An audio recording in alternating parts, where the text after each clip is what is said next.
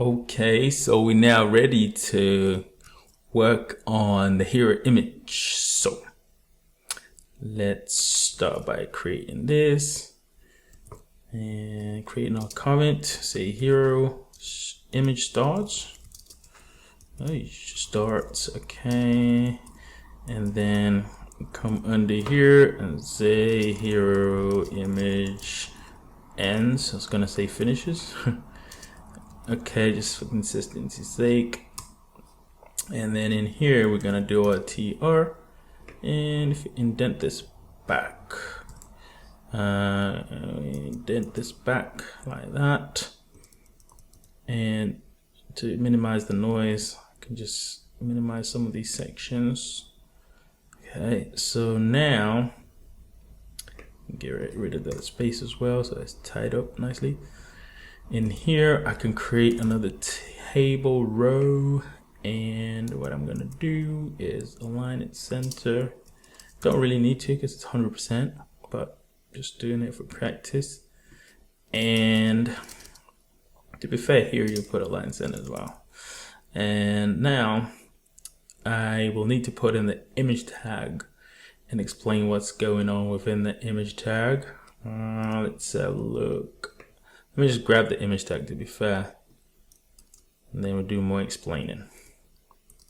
So if I paste that in there and I put a class here, the class that I'm using is this one called image.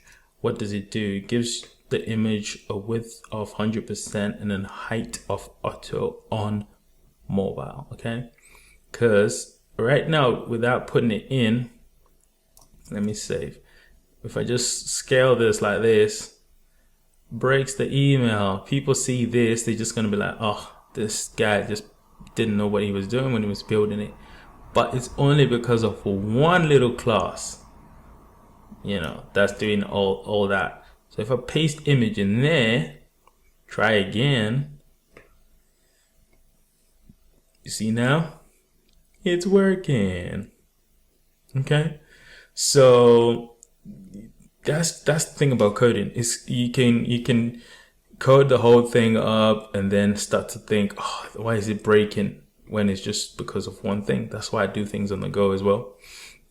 You know, yeah, it's just cool to just know these things, because, you know, it's easier that way. So basically we've put the image in. What's happening with the image tag? So basically it's just an image source. So again, an image comes like this. It comes with an image attribute, a source, and an alt tag, okay?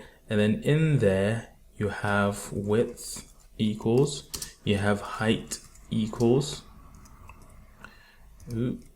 equals.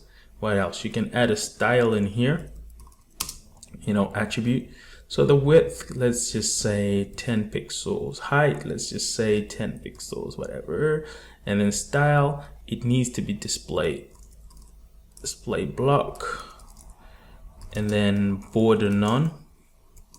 Why do I put border none? It's because when it's the image has a link behind it, in some email clients it'll have a blue border around it, you know. So border none gets rid of that. Alt tag, you can say what the image is saying. Maybe it's just sofas, okay. So when the image is broken, that's what shows up. And here you put the path to the actual image, which is similar to the path to the actual image, which is this one. So if I hover over it, you can see the image. Okay, that's the path. So obviously I'm not gonna leave this thing here because it's actually telling me error there, attribute source, whatever. But I can't just leave the image there because everything is actually within the rows. So that's why you had to put the image in here. So pretty much that's what we did, and we got the image in here. Now the next thing to focus on would be, let's have a look at, so yeah, the next thing to focus on would be this bit here, which is the copy which goes under the image. So let's do that right now.